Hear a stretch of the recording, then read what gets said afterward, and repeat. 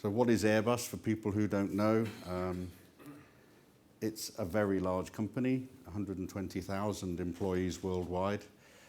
It has 4 home countries, France, Germany, the UK and Spain. It turns over 60 billion euros, which is mind-boggling amount of money. And it's in 3 parts, so you're aware of the very large, 2/3 of the company is commercial aircraft. And then there's Defence and Space, where I work, and Airbus helicopters. And those 3 parts form Airbus Group. In the UK, we're 15,000 staff, 4,000 in Defence and Space, which I run, but also a very significant 10,000 or more in Airbus commercial aircraft, with sites, main sites in Filton, just across the bridge, and obviously in North Wales, that you would know well. But as well as that, we're around 25 sites in the UK, and we don't quote figures for revenue because we quote it as one company, but broadly we turn over in the UK about £6 billion. We take our role as a prime in the UK very seriously indeed.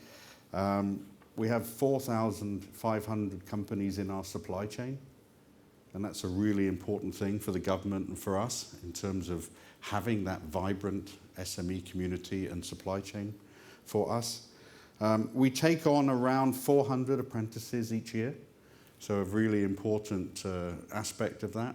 And just in Defence and Space, we have something like 75 STEM ambassadors who we give time off to go back into schools and talk about the importance of science, technology, engineering, and mathematics. We have relationships with Welsh universities, but some 20 universities around the UK, and we allocate and budget something around £500 million a year in R&D. So, you know, a big company. And in Wales, over 6,500 staff, which makes us one of the larger private company employers.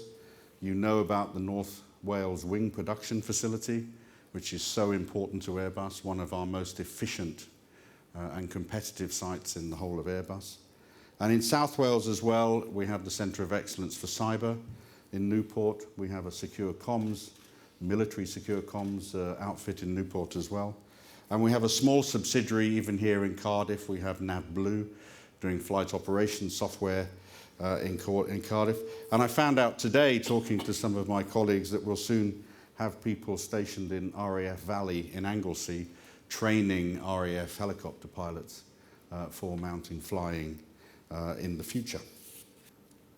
So I'm going to talk a little bit about invention, disruption, and evolutionary innovation.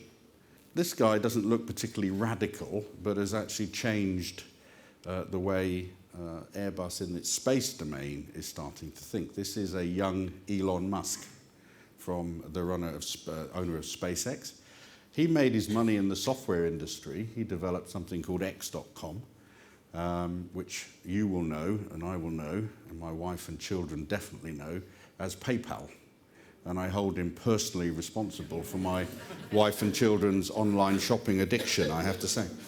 But he made a lot of money, made billions out of selling, effectively, PayPal, and is now a very disruptive force in a number of industries. He owns Tesla, the car manufacturer, where he's made some really disruptive moves in battery technology, which has forced the other motor manufacturers to really respond.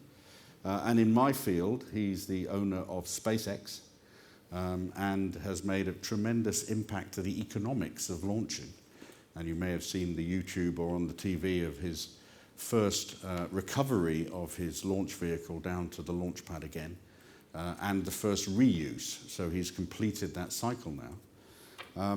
And of course, it's quite difficult as a company like ours to have the Elon Musk philosophy. His philosophy, coming from the software industry, coming from owning the company, not reporting to shareholders, not having to turn a quarterly profit.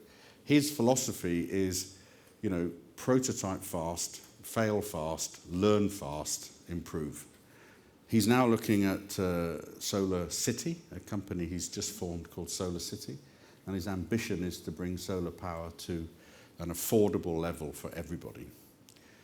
And I think his sort of fire will drive that sector really well, and we'll see some interesting developments over the next 4 or 5 years.